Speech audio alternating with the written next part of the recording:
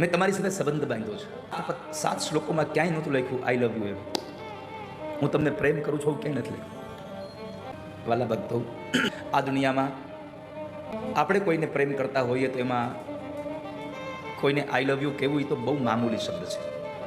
પ્રેમમાં કેટલા શબ્દો, મોર ધેન 3 વર્ડ્સ, 3 શબ્દો વધારે વાપરે છે.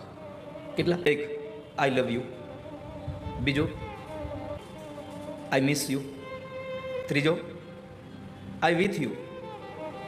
આ 3 શબ્દો વધારે ઉપયોગ કરે. પણ એક વાત કહું, આ 3માંથી એકેય શબ્દ ન કહો તો ચાલે, બસ ખાલી એટલું કહો આઈ અન્ડરસ્ટેન્ડ યુ, હું તને સમજી શકું છું.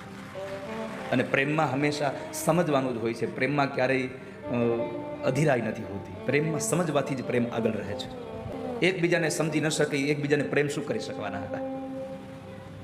સામેવાળા માણસની સ્થિતિને સમજીએ. પણ અત્યારનો કળિયુગનો પ્રેમ એવો થયો છે, સામેની સ્થિતિ ગમે હોય, મારી સ્થિતિ મને અનુકૂળ કરવી પડે તમારે લોકોને. આ પ્રેમ છે જ નહીં.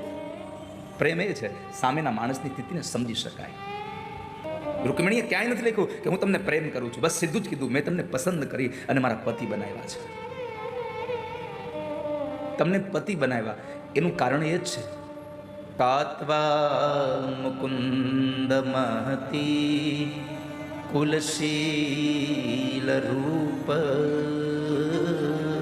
વિદ્યા દ્રવિણધા મભિરાત્મતુલ્યમ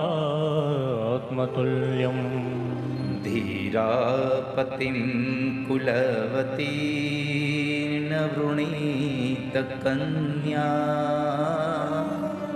કાલે નૃસિંહ નરલો કમનો ભિરામમ. ભગવાન, મેં તમને મારા પતિ માન્યા છે.